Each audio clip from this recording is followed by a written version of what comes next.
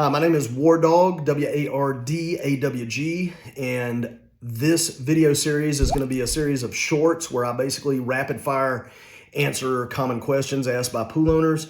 If you get value out of these videos, please like and subscribe to my channel. My channel is built to give the most value possible to pool owners across the country, and I'm going to be answering hundreds of rapid fire questions. But I have much more detail-oriented videos on my YouTube channel, which is called Wardawg's Pool Owner Network. So please like and subscribe. The question for today is, why build a pool with a liner? So there's a lot. Liner pools are my preference, and I built a liner pool for myself, but I'm biased because I'm a liner guy. There's pros and cons for any pool that you build. There's three basically different kinds of pools. There's vinyl, there's fiberglass, and there's gunite. Now, vinyl pool is a steel-walled pool with a vermiculite bottom, all of which is covered by a vinyl pool liner that prevents water from leaking. And a fiberglass pool is like a big bathtub that's shaped in all different kind of cool shapes and colors, and you basically drop the bathtub, this big tub, in your backyard, and that's a fiberglass pool. And a gunite pool is a concrete pool. They call it gunite because they used to use a gun to shoot it up onto the walls of the pool. That's it. Now, what I don't like about gunite pools is if you swim for an extended period of time, your feet tend to get torn up, especially if you have PebbleTec or something like that in the pool.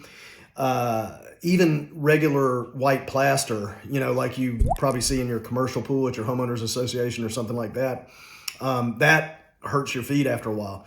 Vinyl pools, that doesn't happen. Vinyl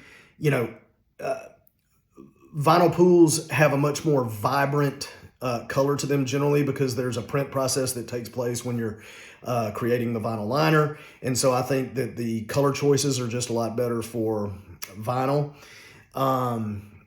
The maintenance is better. So fiberglass is often marketed as being low maintenance, but I think that that's true.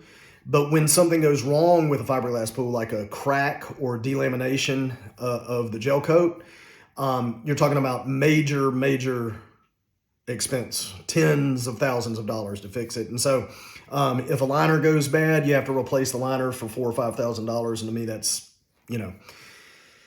not that big of a deal. Also, technology has come a long way with vinyl pools. Vinyl pools now, you can do tanning ledges, you can do benches, you can do swim outs, you can do zero chlor pool systems. So it used to be vinyl pool liners lasted 10 years because everybody used salt and chlorine.